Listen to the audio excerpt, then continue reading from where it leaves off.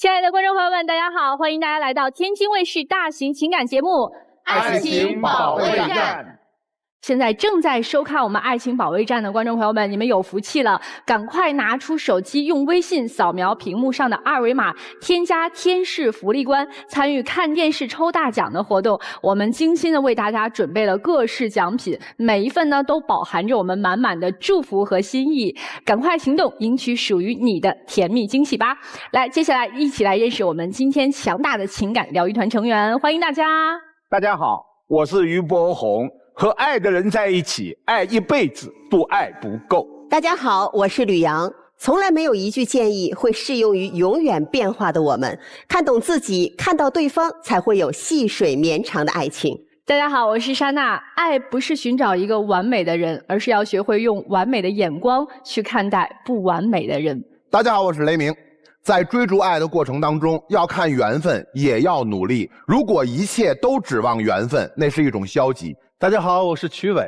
如果在婚姻当中你一味的计较得失，那幸福一定会打折。好的，那接下来呢，让我们掌声欢迎今天来到节目当中求助的两组嘉宾登场，欢迎他们。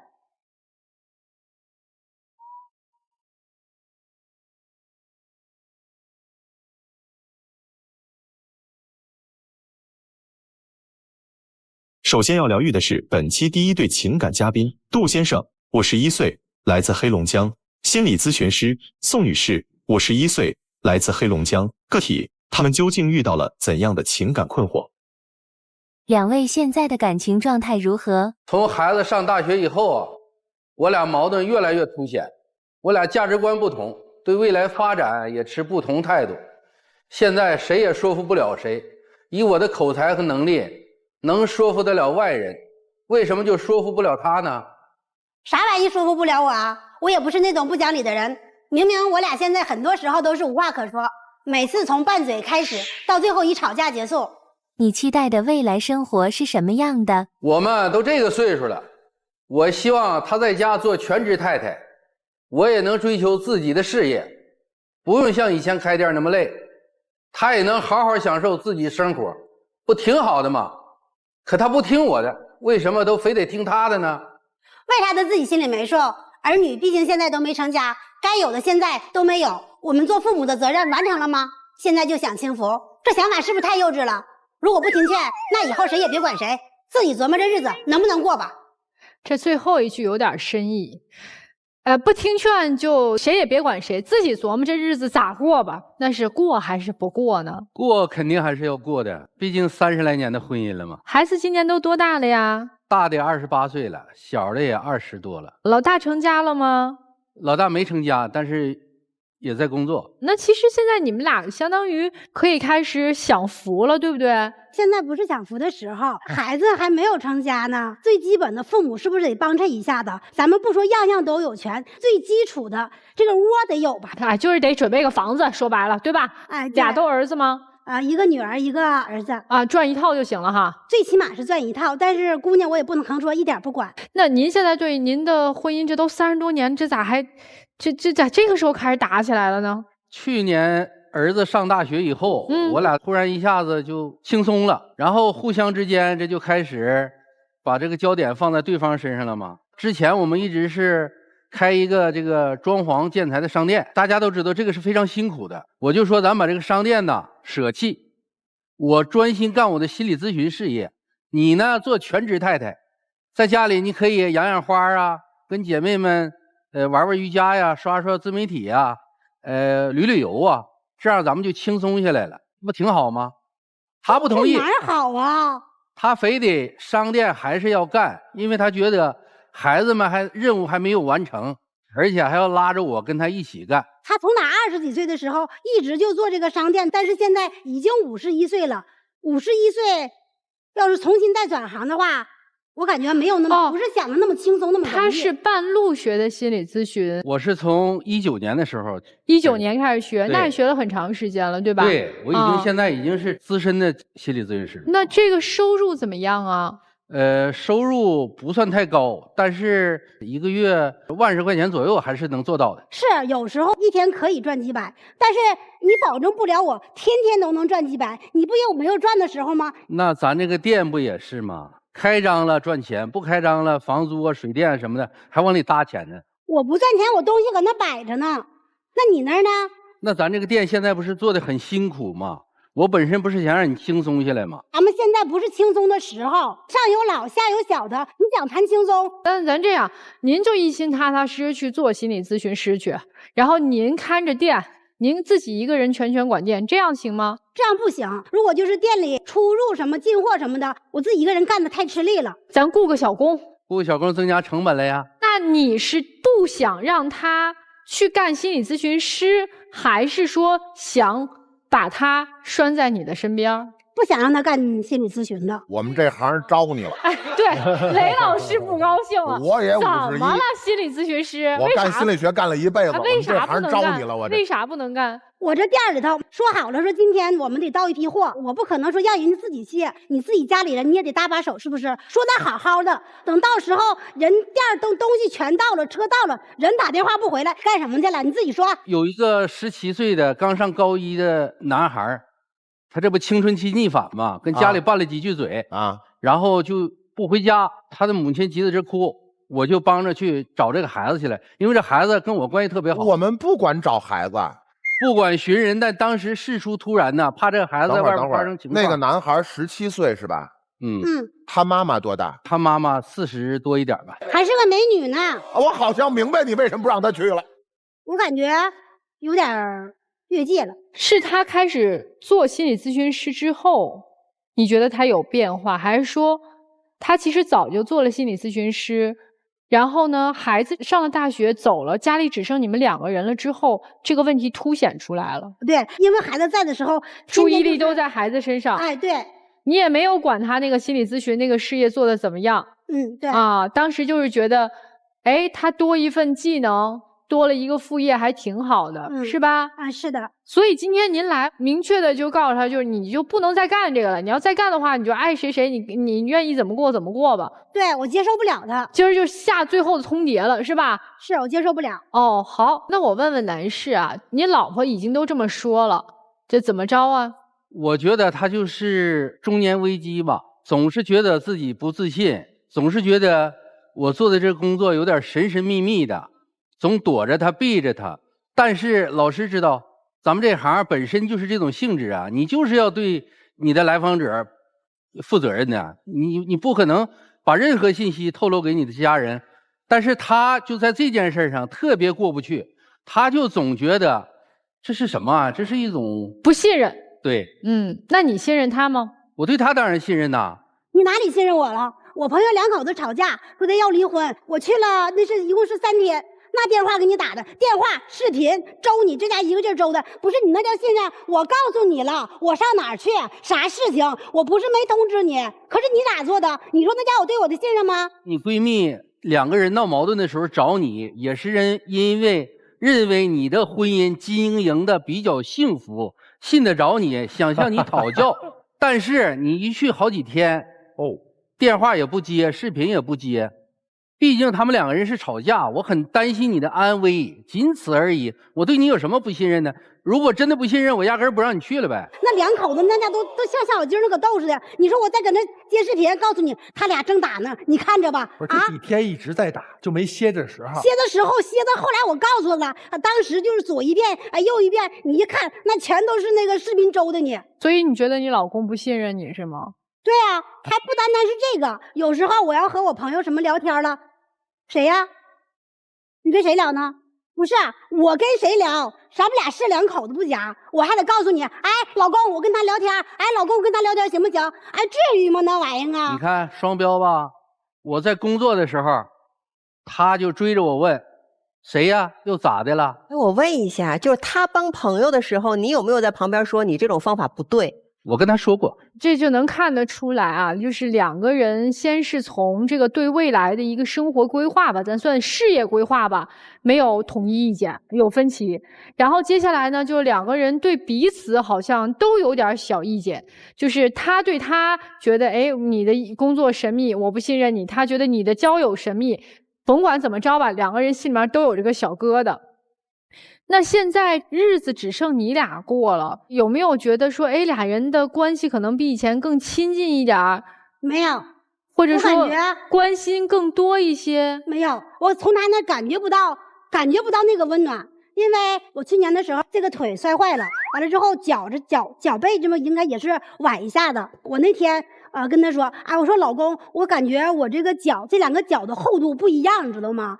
我说的你看看呗，我就把脚搁到他腿上去了，他就这么讲，就这么搁手一探，别的啥都没，你哪管你说你给我摸摸也行哈，人家把手就是把这手搭到你的脚背上，好像不一边厚。那不就敷衍我呢吗？拜托你，那是在飞机上，在飞机上把脚伸到我腿上，让我摸他的脚背厚了。那是公共场合，而且狭窄空间，我怎么去温暖你呀？就咱俩人，哪怕没人，这是公共空间。您丈夫说的太对了。那你说在家里头，家务是不是只要我在就是我做？最起码一日3餐，最少我是占2餐的。然后叠床、炨被儿。打扫，或者是说这些杂七杂八的吧，社交啊，或者说是比如说我们两个出去吃顿饭，都是我在前后的忙活。我得回到家里把他接上，然后开着车到了地儿，然后回来的时候我还要照顾他，给他拿外套。这日常这还不够吗？那难道恩爱就非得是你随时随地，我也可以随时随地吗？虽然说是场合，是不是那么说的公众场合？那你就哪管说的，哎呦，这个脚是比那个脚厚。行，别说了，这个事儿不说了。你那个在公共场合脱鞋就是不对。他经常挂在嘴边的就是对我的经济上的控制，大钱不许碰，小钱不许动，那就是不能花钱呗。不是说不能花钱，他这个人对于这个钱上，他就是说属于那种，我感觉属于那种冲动性的，你知道吗？我儿子上的是大一，喜欢摄影。一个大一的新生拿着2、3万的摄影器材，虽然说我儿子是学的是那个专业，但是说学的啥专业？他学的是摄影专业专业吗？网络与新媒体专业。哎，这个很重要。他特别需要那种高端的器材。他不是爱好，他是专业。我就觉得是一个大一的新生，就说差不多就行。对于我姑娘也是，我姑娘在广东那边自己搁那儿工作，原来童年说的。爸，我想了，在这边买楼，你俩就开始嘀咕上来了，要交70万的首付，后来让我弄黄了。因为我就说实话，我们一个普普通通的家庭，就是这些年一共攒多些，搁那有数着呢。如果把这些都给我姑娘拿去，到时将来我儿子咋办？他刚才说的，就比如说器材这个事儿，首先我儿子就是非常优秀，他在大一的时候就在笑容美有自己的办公室。他在上高中的时候，我就在培养他这方面的兴趣和爱好，所以说他需要那样高端的设备。我说那咱就买，他就不同意。我从我自己的收入当中，因为我的收入要隔一段时间他才知道嘛，我直接就给孩子划过去了，这就跟我闹了一盘。然后女儿说要买楼，因为她在广州那边上班，她工作非常稳定，工资也非常稳定，她自己完完全全还这个贷款啊是不成问题的。最后姑娘这房买了吗？没有买啊，到现在她也没让买。那姑娘怎么说呀？没买就没买呗，然后一点一点的自己攒钱，自己努力。是妈妈不同意。对，是妈妈不同意。你因为心理咨询可能还没有这么多的积蓄吧？对，没有这么多的积蓄。还是要问他拿钱的。对，大钱这就是基本上不可能再让您动了。那个小钱呢？小钱是什么叫不许碰啊？因为干了好多年的工程，然后心理咨询也干了好几年了。每一个圈子啊，这个交友圈或者我这些社交圈当中吧，有好多朋友。有的时候聚个会啊，吃个饭呐，我要是开一瓶好点的酒，他就觉得这个是多余的。就是那种平平常常的朋友聚会，你一顿饭才多少钱？你非得拿好几百块钱的酒，我感觉你装那门面，你那不是庄家吗？有必要装那么装吗？所以问个实在的问题啊，您现在自己兜里有钱吗？因为每天都有收入嘛。你不是把所有钱都交给老婆那儿了是吗？那肯定定期要上交的，不然他查我的账啊。但您的钱也查不了账啊。心理咨询有一些可能都是给现金的吧？给现金的，那个别不能说，没关系，不能没关系，说我也干这个的，您直说吧，是不是有给现金的？有，没数。对，完了，没有给现金的吗？这火苗又点起你来了。不说都是干啥的吗？都是转账的吗？完了！你有没有偷偷花过什么被人家发现的？我就是在一个直播间嘛，守了好久，好不容易抢了一瓶飞天啊，叫他一下就给我碎了。你说几百块钱你舍不得，1000多的你说摔就给我摔了。不是故意给他踩了的。那我也想失手了是吗？啊，对，当时就是挺生气的。完了，你说你买那么贵酒干啥呀？那你说一瓶酒，那可讲话了，你几口刀肚啥都没有了，那就没影了。那你说1000多块钱买啥不好？其实我也知道钱不少，没拿住。不是，这酒留着以后给孩子结婚用啊。不是故意的。你自己还偷偷这个去买别的东西了吗？我买了个1000多块钱的鱼竿，你说现在小孩们玩的那个台球杆都上千了，我也算成功人士吧。我跟朋友们出去，人家在那儿钓着鱼，人家这个说2000，那个说3000，还有8000，还有1万的，我总不能撅个柳条去钓鱼吧？人家能买1000的，人家能买2000的，那人家换媳妇，你也换个媳妇呗。你看，不是这都挨着吗？我买鱼竿子跟换媳妇这，不是跟人家比啥呀？那人家还领个小媳妇呢，你也领个小媳妇出来呗。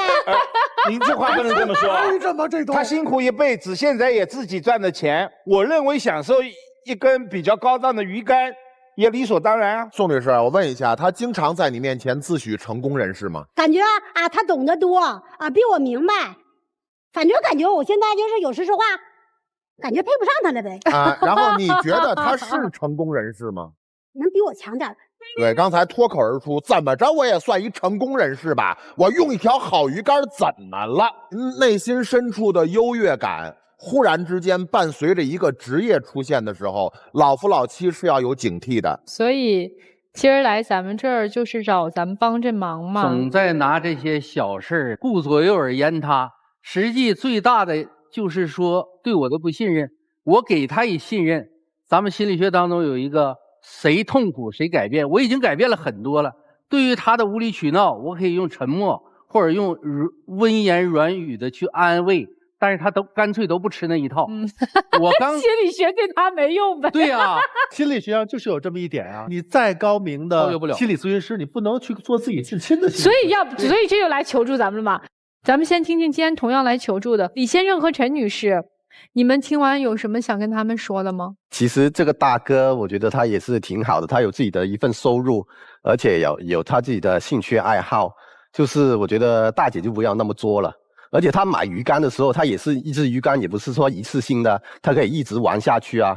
我觉得挺体谅解那个大哥的。其实我觉得这个大哥性格挺好的，就是这位大姐让我感觉有点强势。我觉得这位大姐应该是要尊重为主，而不是说一直在反对。如果是说你一直站在反对面的话呢，他们就会团结起来去反抗你，你这样不是更痛苦吗？有道理的啊！来，我们听听于老师怎么说，有请。一切的一切都是为了你们2个人自己，你不用睁大眼睛。怎么能说呢？我们当然啊，你们2个人难道真的是为了孩子吗？丈夫说来的目的就是我的妻子太辛苦了，回家当家庭主妇，然后呢享受生活，该旅游就旅游。你不是为了自己吗？因为这个妻子她经营着店，你要随叫随到，你无法全身心的做自己的心理咨询。对，所以你要把她打回家庭主妇，理由是儿孙自有儿孙福。我们不能有了儿子就成了儿子，有了孙子就当孙子。你也同样啊，你也自私啊。我自私？你为什么反对他做心理咨询？这是他的爱好，我认为没错。但是你担心的是什么？他和你的社会认知的距离越来越远。你担心的是，由于丈夫越来越优秀，越来越成功，你出现婚姻危机。所以我们为了孩子打拼，就要赚更多的钱。你那个活赚不了多少钱，别干了，跟我一起把这个店经营好，赚的钱更多。你们不是把孩子当了一个借口吗？你现在如果非要把他从那个地方拽回来，赚不回来。另外，他内心也会抑郁的。虽然他做心理咨询，你非要去折腾，非要把他的事业搞得鸡飞蛋打，他能接受吗？接受不了了。因为他已经爱上自己的工作，而且你当地可能有很多人也信任你，对吧？对。但是他不可能休妻，他这个行业声誉很重要啊。如果他们自己都违背公序良俗，谁还找他们咨询啊？老师说太对了。你怕什么呢？最后一句话，做妻子的自信一点，做丈夫的不要太自私。我先跟先生说两句吧啊，学心理咨询，你对外是你的工作状态，你对内是你对家人情绪的解读。你只要能够读懂他要什么，你能给就好了。你不要在那里去指导他，他劝个架，你在旁边给他提建议。第二句话，我问你，你们俩实现财富自由了吗？就是按照他给你规划的，在家里做一个美美的全职太太，该旅游旅游，该 K 歌 K 歌，我养得起你，可以做到了吗？可以做到，可以做到了。那为什么刚才你在表述的过程当中，我觉得你过得特别拮据呢？我毕竟是一个做小买卖的，所以说我明白，我算的比较，这不是你算计，这说明你们曾经经历过很艰难的共同打拼，走到了今天，那是刻在骨子里的东西，是惯性。但是这也同时说明了一件事儿，曾经你们两个人是人生合伙人，现在要拆伙了，拆伙了，他不舒服。他不舒服的一个很重要的原因，是因为你们两个人的成长是不同步的。你已经开始去寻找你人生价值了，你开始不为自己的衣食冷暖去操心了。他的惯性还停留在我要给孩子买个2、3块钱的相机不就行了吗？一个孩子用得着那么贵吗？闺女用得着买房吗？这个事情用得了吗？不得给儿子留着吗？他停留在这个层面上。对对，我们都说衣食住行这是基础底座，但人生价值是一个塔尖儿。他在寻找他的价值，开始寻找人生价值了，你的成长没有跟上他，所以你有没有想学才是关键，有没有想跟得上他成长的脚步才是关键。另外，我刚才总是在插话的过程中，我说他在包装他自己，你没有意识到他在包装他自己吗？坦率的问一下男士啊，你作为一个每个人都尊重信赖的这种心理咨询师，回头来大家发现你还经营着这样一个5金店，你有没有觉得这个身份没有给你的另外一个身份赋值？这也是我纠结的地方。我去给人做咨询的时候，我本来是老师，杜老师，结果人说，哎呀，这不杜老板吗？你不卖坐便的吗？你不是搞装修的吗？所以他希望他能够从这种为了生活操劳的这个基本生存的这一个层面上，我现在既然已经不需要了，我的生活已经有扎实的底座了，我就可以和你一起去追求更高的个人价值感。那1000多块钱的鱼竿，那1000多块钱的酒，都是在给他的身份赋能。你要理解一个人，他要成为更好的社会价值感的这个角色的过程当中，他是要有包装的。如果你能理解，你就成为他这段路上可以继续向前并行的那个人。比如说给他当助手，比如说替他完成所有的预约，安排他的工作时间，你可以做这些，成为他一起继续向前走下一段人生旅程的人。所以我希望你能够认识到这一点，不是他变坏了，而是你没有和他共同成长。我觉得现在他们2个人最大的差距就卡在了对于这份工作的认知上。首先，工作它没有贵贱，你们2个人心态的差距和心态的失衡，也是造成你们2个人现在矛盾的一个主要原因。什么叫工作没有贵贱？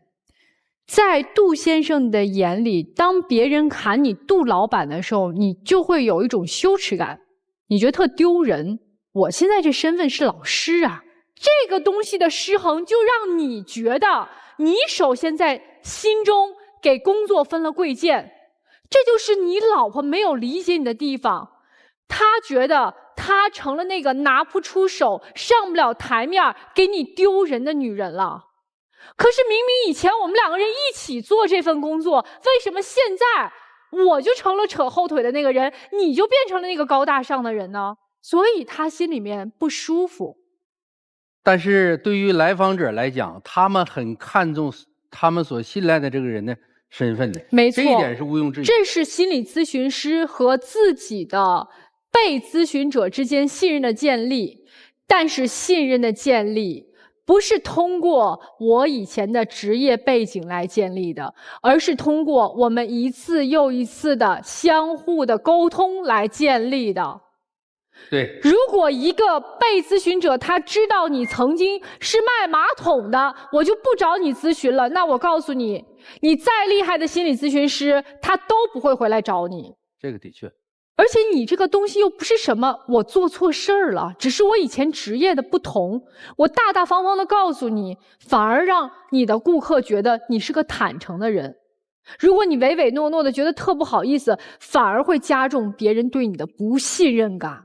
接下来我就跟老婆说2句话啊，您要反思自己身上的问题确实有，如果你不去提升你自己，你不愿意跟上别人的脚步，你不愿意学习和前进的话，那我们10000个人来帮你都帮不了你，只能自我改变。他刚才说的那句话特别对，谁痛苦谁改变，说给你听的。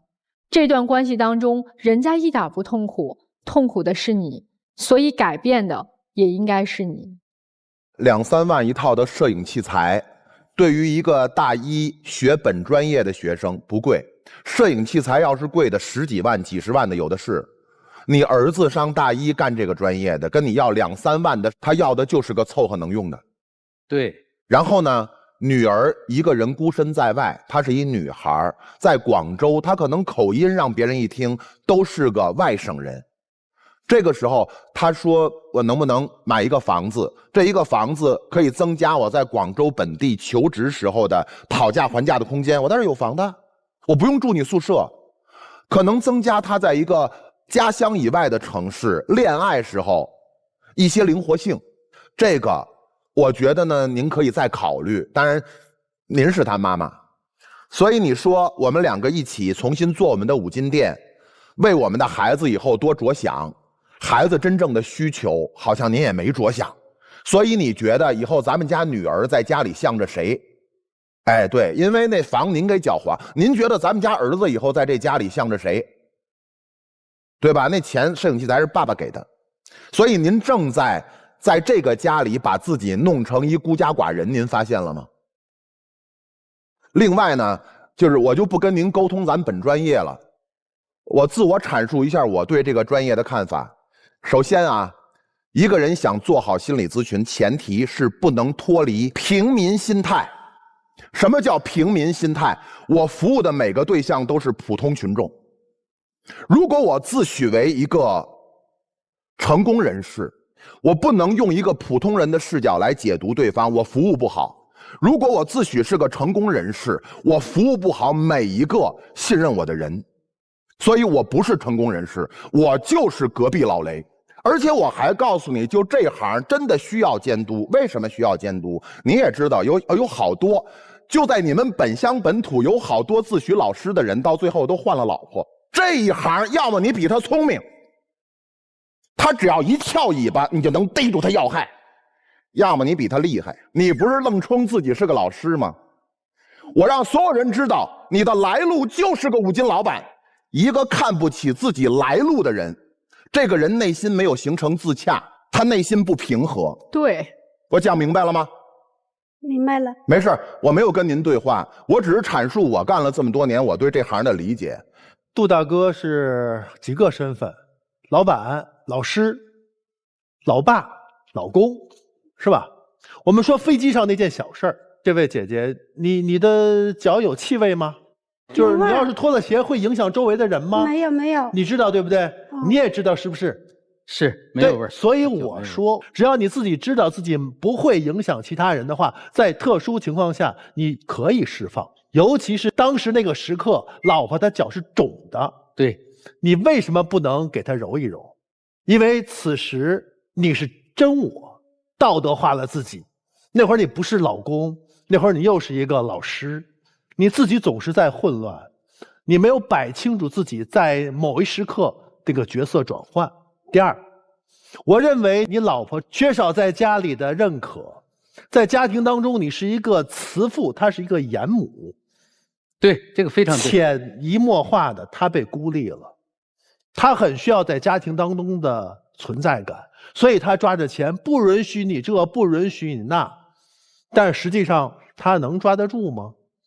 第三，你的生活很丰富，外面有人尊重，家里有孩子的亲切，但他缺少了很多。我发现你有酒，有爱好，有朋友，甚至可能还有一些仰视的学生，但他有什么？他好像很缺。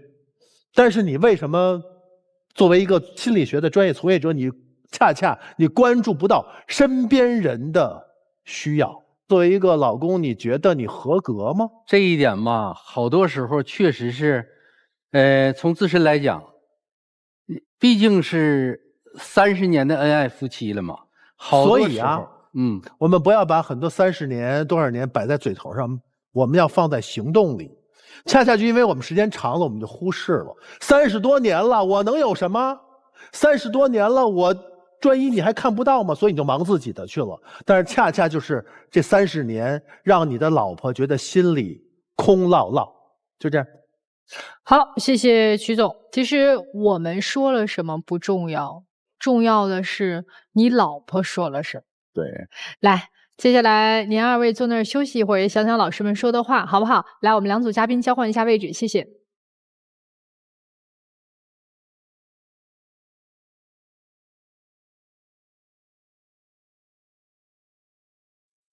本期第2对情感嘉宾李先生，35岁，来自广东；貌仪陈女士，35岁，来自广东。外貌，那么他们又遇到了怎样的情感困惑？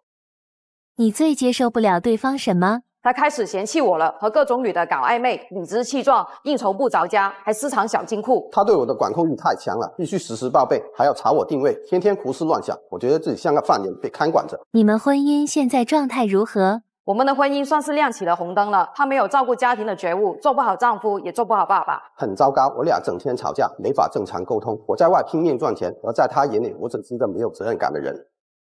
听下来，婚姻问题这么严重了吗？已经亮红灯了是吗？我感觉现在是亮红灯了。男方是之前有过一段婚姻的是吗？是的。我看资料。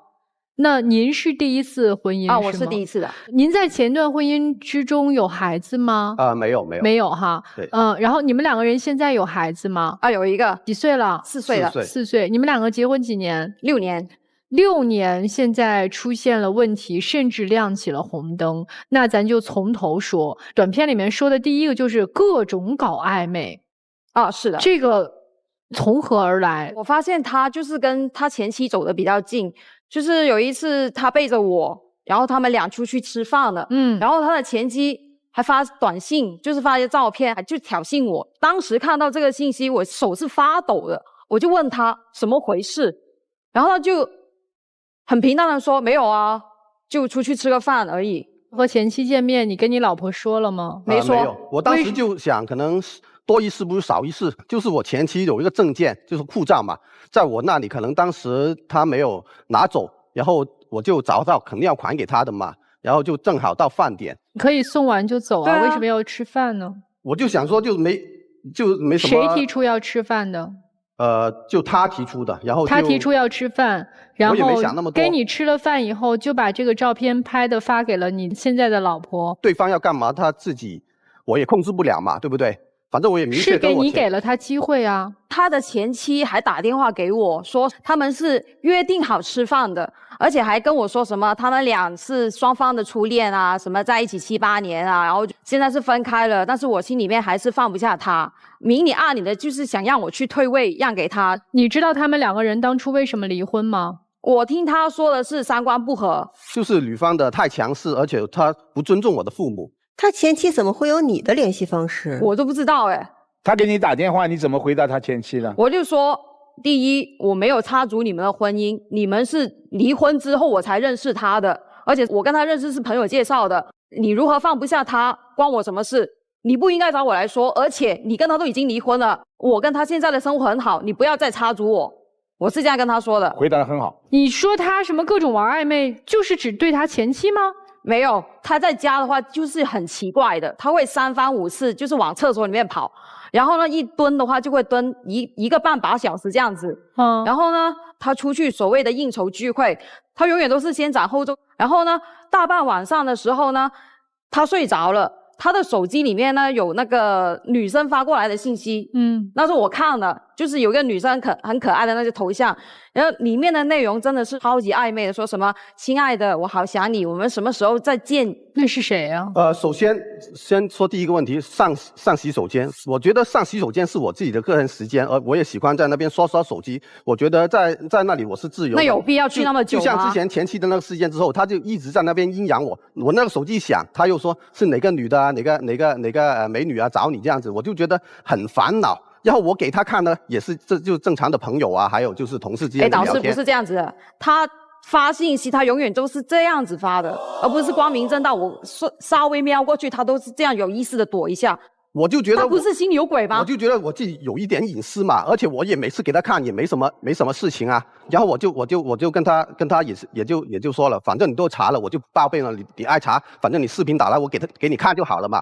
然后至于那条暧昧信息的话，都是一个认识很久的朋友了。那个女性朋友，她的性格比较活泼开朗。有女性朋友会半夜3更发信息给一个已婚生了孩子的男人吗？然后她平常的话跟其他的异性朋友基本都是这样子说话的。然后我也没有回她是什么亲爱的，我也想你啊这样子，我也没有啊。就是你的边界感没拿捏好。我边界感拿捏不好，我就回她亲爱的呀。我想你，我们什么时候再见面的上一条是什么内容啊？他删掉了。他聪明嘞，我怎么聪明？我也说刚好换了手机了，然后他又不信。那为什么他会半夜3更3点多的时候发信息给你呢？这说不过去。我怎么知道人家怎么会发信息给我啊？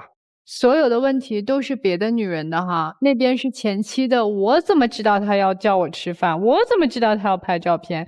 这边也是，我怎么知道他要3点给我发信息？所以一切都不是他问题啊。如果一个女性等到3点多发给一个异性信息的时候，您说哪个妻子会不怀疑？你除了对他男女关系上的这些不信任，还有什么地方你也对他不信任？还有就是他的收入本来就比我高，然后呢，他是会上缴80%的。最近的话呢，他是上缴的那个金额下降了。然后我问他是什么原因，他就说降薪了。但是呢，我觉得他这些钱呢，还是花在就是无必要的应酬啊，或是聚会上。我觉得吧，他这个人就是很爱玩，打着应酬的那幌子去喝酒啊，就不愿意回家这样子。首先，我那个收入是真的变少了，所以我能免掉的应酬我都免掉了，所以那收入变少也很正常嘛，对不对？那变少了，但是我该给的比例我也有给足啊。不是哦，你应酬不是变少哦。有一次我发现他的手机里面有5万块的私房钱。然后我就问他怎么来的，他说是自己偷攒的，而且我们是要还房贷的。在这个压力下，我觉得他应该是把这个钱放在这个房贷这上面的，而不是说他自己偷着藏着。我觉得我那么大个人，有个几万块的那个应急钱也没什么东西啊。他有多少钱？其实我知道的。他应该有多少钱？我觉得应该有1万块差不多了。说应急我是可以理解的，但是他突然就多了那么多。我那个钱又没说拿去花天酒地，他也能看到很透明的。我要是故意不给他看，我可以藏起来。谁知不知道你是拿了这个钱是不是花天酒地啊？如果一个做贸易的有5万块钱，真的不为过，但是可以告诉自己的妻子。但是他说他去应酬，其实讲真的是公司可以报销的。但是现在公司的话，他那个报销下发的金额已经慢了，所以我很多时候要自己掏钱这样子。那你可以跟我说啊。总之，在钱这个问题上，又让你对他再次产生了更加不信任和不踏实的感觉，对吧？是的。好，那么这是他在丈夫的这个位置上，你们的婚姻亮红灯。那么作为整个家庭的成员，他在父亲的这个角色上做得怎么样呢？不咋地，我觉得他就是真的还没够收心。他经常在外面去应酬，然后呢，他每次都喝得死醉烂醉的回来。说到底，我还是要等他吧。然后呢，问他什么时候回，他永远都不会回信的。然后我只能在那边等，一边等，好几次他喝到凌晨4、5点了，躺在家外面了，还要吐到满地都是，甚至邻居的门也遭殃了。我还要帮他去擦屁股去收拾，还要隔天去跟那个邻居去道歉赔礼。就讲真的，我觉得他这样的做法真的很小孩子，他有没有顾及到我的休息时间？会不会说他回来这些东西会影响女儿的休息时间？他完完全全都不会考虑，只是说啊，我喝得开心就好了，我要尽兴就好了。这个是你可能没太考虑到女儿的休息，那对女儿的陪伴呢？对女儿的陪伴来说的话，他基本上就是1周只有2天在家。然后呢，对女儿也不怎么上心。怎么说呢？我觉得他有点讽刺的话，我觉得他当女儿是一只宠物这样子的啊。就开心的时候就逗她一下，然后呢，女儿闹了、发脾气了、哭了，丢给我，就在一旁就打游戏了。女儿她本来就是不怎么黏我，那她不黏你，你有没有反省过是你的问题？那我还要上班啊。我不用上班吗？啊、我不用上班吗？就只有你赚钱吗？那你可以出去赚多点大钱，然后我回来赚点小钱，然后陪女儿这样子啊，可以跟你身份调换一下。好呀，可以啊，我没问题啊。没问题，我也可以啊。家务你做呗。可以啊，就像上次我在那边可能刚好休息躺了一下，玩一下手机这样子，然后他就在那边叫我晾衣服，我可能说等一下，然后他就在那边变脸了，好像我做错什么事一样，在一边那边碎碎念，然后我就觉得。为什么我连控制自己的娱乐时间的自由都没有？哎，你不要说你的娱乐时间，我叫他晾衣服就2、3分钟的事情，催了他很多次了，他要说等一下，然后催到最后一次，他说我不晾了，你太烦了。我想说，我要你做很多家务吗？拖地、洗饭啥之类都是我做的，我体谅你工作辛苦是吧？你多应酬，我就让你就是说，哎，家务不用拿那么多是吧？我就觉得你晾个衣服那么简单的事情，你还要推脱我。那你平常叫我做什么，我基本都扔下手机马上去做啊，只是那一次迟了一阵子而已。然后你就在那边发脾气，好像我做错了什么事一样。其实我需要你，他是经常发脾气吗？让他不顺心了，然后他就在那边发脾气。你有什么事情？是他的拖拉让我发脾气。你有什么事情会让他发脾气？就像他跟他的朋友聚会啊，然后出去可能宵夜喝酒之类的，然后我每次基本都是跟着去的。我不跟他去的话，他就又在那边发脾气了。我的朋友叫我们周末去喝酒，吃个宵夜是吧？聊聊天，释放一下压力。我叫他一起去，怎么了？我有错吗？那都是你的朋友，我跟他没什么话好聊。怎么是我的朋友？我跟他们认识很多年了，然后我们俩在一起很多年，他们你也认识啊。别人不都是特愿意自己老婆带着自己出去跟别人介绍说，你看这是我老公，这不是一特长脸的事儿，感觉你好像老爱躲着他。我就跟他们的那些朋友没什么话好聊，而且我又不是说经常不去，只是那么1、2次不去而已啊。你对你老婆有什么不满的吗？我就纯粹觉得好像我有什么不顺他意的，他就要发脾气这样子。我先说说这个是什么问题吧。我让他去帮我一起去取快递，或一起去健身，是看在他每天都在待在家里面，要么就是葛优躺，要么就是打游戏，然后他自己的身体的毛病又多。我想说，即使在家，他是做他的，我是做我的。然后我想说，用一下碎片时间，大家散散步啊，聊聊天，去更好的深入的交流。他不愿意。现在如果让你们2个人给你们现在婚姻状态打个分，满分是10分，你俩分别打一个。来，男生你先打。 5分吧。3分。多不几个？1个5分，1个3分。你俩还要过吗？其实我有考虑过这个问题。讲真的，我已经退让了他很多。我只是说要求你不能陪我没事，因为有些时候我自己很不开心，我也很内耗。我不能跟他说，因为他没有办法共情，我只能跟我闺蜜啊说的。我不要求他做到这一点，我只让他做一个好爸爸，多陪陪女儿就行了。他也做不了。今天你来是想要听听老师们的建议是吗？对。其实还是想要调整的，对不对？是的。我们先来听听今天同样来求助的杜先生和宋女士的意见。我认为夫妻之间不应该有太多的自己的秘密，我感觉还是要相互沟通，应该沟通好了，应该不是问题。还是那句话，2个人都应该互相包容，而且把你们的共同感觉到困惑的问题摆出来，一件一件的去解决它。这位夫妻虽然同在一个屋檐下，但似乎是生活在完全不同的2个世界。你们的感情已经不知不觉地筑起了一道围墙，婚姻已经亮起了红灯。为什么？是不是其中一个人婚姻真的不忠诚，毁了这一个家？是不是另一个人他过于强势，无理取闹？我认为你们除了怀疑，那就是猜忌。婚姻是2个人坦诚相见的避风港，但被你们这对夫妻折腾成了互不信任的战场。越是能够捅到对方心里的话，越是找这样的话说。你们的脸不是翻着的，就是板着的。有和颜悦色的，大家好好的聊过吗？我尝试过，但是他还是做不到，做不到。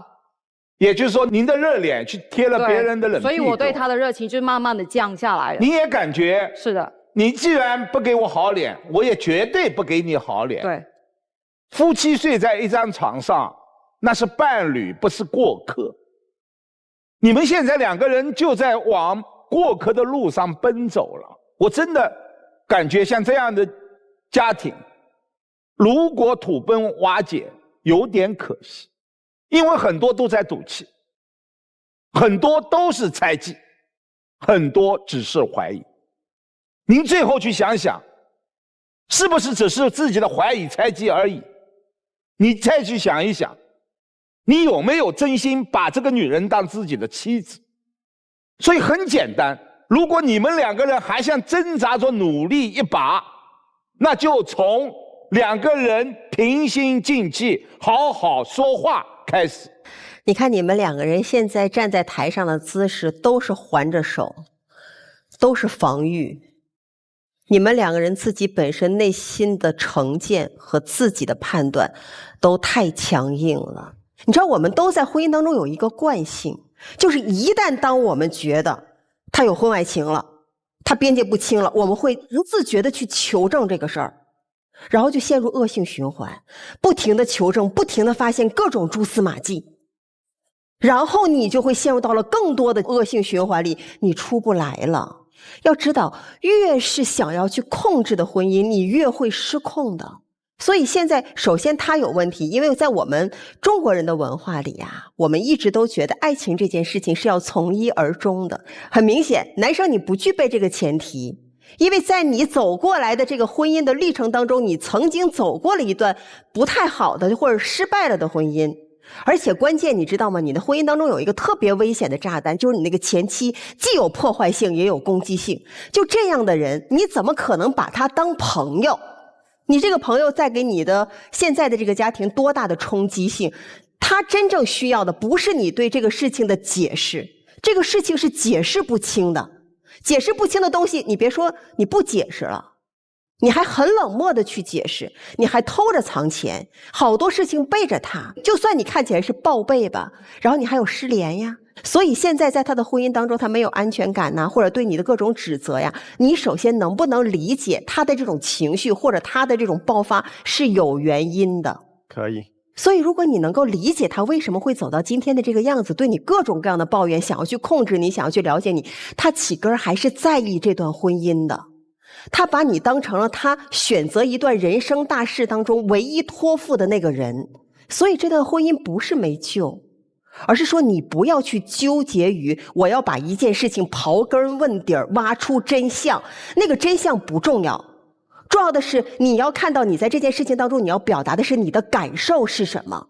所以不要让自己的沟通或者两个人之间的这种互动变成了一种求证，变成了一种探案，变成了两个人之间的相互指责。你们要解决的是问题，把那个问题处理好就好了。所有的报备都是徒劳，因为只要他想骗，他有各种各样的方法。但是我想跟所有有女儿的爸爸说一句，其实生女儿的父亲特别好有这个体会和感受。你只要想一个画面，某一个夜晚下着雨，你已经结了婚的女儿哭着跑回来，扑在你的怀里说，爸爸，我看到我老公的手机里别的女人管他叫亲爱的，我好想你，我们下次什么时候见面？爸爸，你告诉我他们俩之间没有什么事儿。这个画面很好想啊，你不用想你老婆，你只要想你女儿就行。你受得了吗？受不了。你怎么告诉你女儿说，爸爸告诉你他俩没事儿，你放心吧，他们就是普通朋友，那你不要管，你老公也没回复，那个女的说什么你能管得了吗？你会这样劝你女儿吗？不会。你会怎么做？就可能很心疼我女儿吧。她也是别人的女儿啊。我再跟你说一句，女儿大部分都是照着自己爸爸的样子去找老公的。你现在不是没有爸爸的责任感吗？我今天就给你上这一课，告诉你什么是爸爸的责任感。4年以前，要是你们2口子是这种情绪状态，你给他生这女儿吗？不会。你还不跑？对，也就是说4年以来一定有原因呐，你们不能只呈现状态不讲原因。你做了什么？你讨厌。你做了什么？你很坏。你做了什么？你讨厌。你做了什么？你不是个东西。到最后就是，你说我讨厌，我觉得你不是东西。你说你跟你前妻离婚是你前妻对你妈不好，对吗？对。他对你妈好吗？好。那你为什么这么讨厌他？我就觉得他每次说谈好的事情，然后又要翻旧账，我就觉得很烦恼啊。他翻了什么旧账？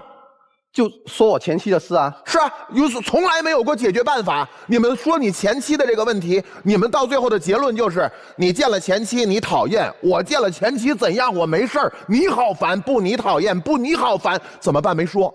咱们这样，拿出一手机来，给前妻打电话，请你不要再找我老公，我老公在旁边，也请你不要再给我打电话说你要威胁我。老公说，听见了吗？行吗？这是一解决方法。我打了一草稿啊，不是你们俩就要用这方法。咱们是不是有了一个矛盾？咱们除了互相你讨厌你不是东西之外，咱们提一个解决办法，双方能接受，我们做到了，你不再埋怨我，我不再干这事儿，咱这事儿能过得去。你们俩没事，没有一件事过得去的。愿不愿意解决？愿意解决，咱们每个小事儿每个矛盾咱们提解决方案，做到了，妻子不追究，丈夫也做到。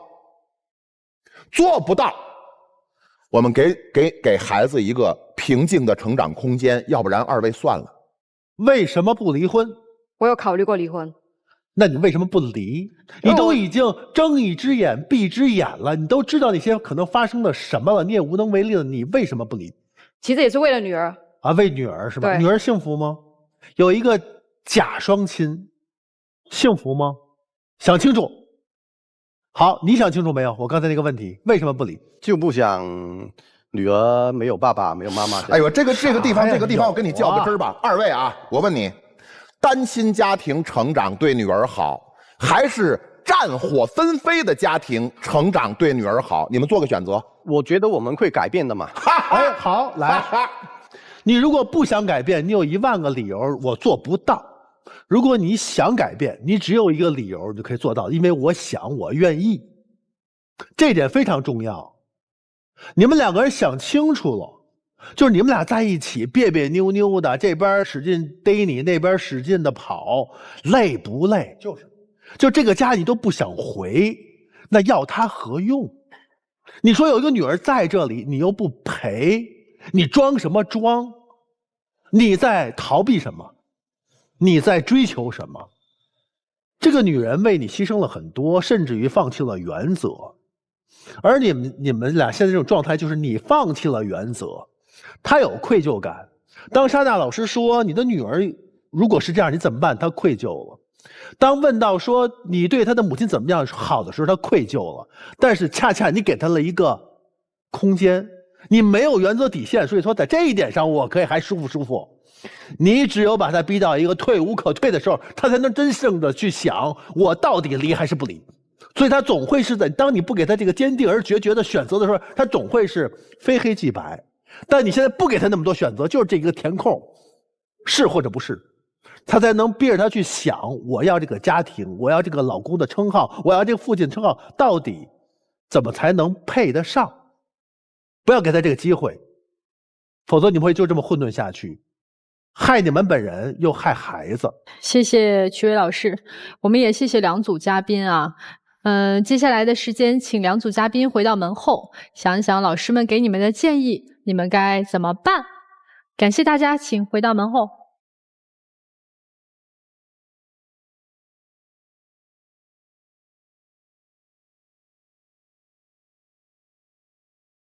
好的，那我们在揭晓第一组嘉宾的结果之前呢，要提醒电视机前的观众朋友们，欢迎大家通过腾讯视频收看节目的完整内容。来吧，我们看一看这个结果，应该是没有悬念的哈。来吧，那我们就一起见证好的一个结果。来，3、2、1，请开门。哦，牵着手出来了，啊，手没牵。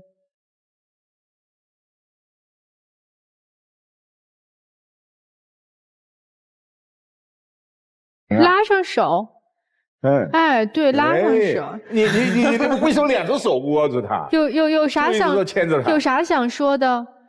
首先几位老师刚才说的话，我非常有感受。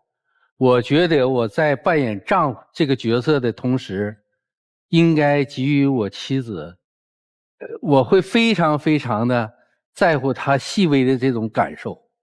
什么事儿我们都要商量着来。好。我也能理解他，能理解哈，能理解。来，美好发生怎能不看？抱抱老婆吧。好好抱，我没说松开，不许撒手。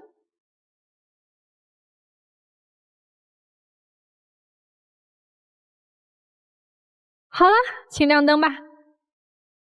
谢谢你们啊，祝你们幸福，再见。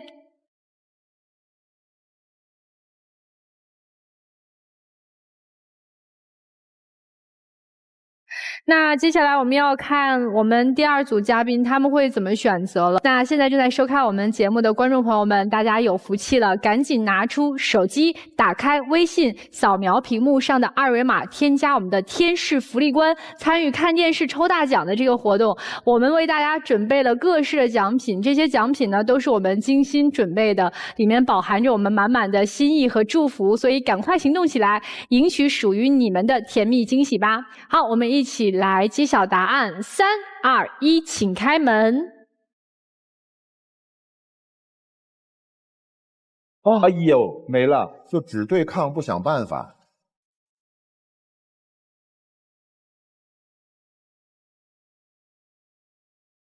哎呦，这好可惜。他们可能还是谁努力谁吃亏，可能这么理解。我一直觉得婚姻应该是2个成年人之间的事情。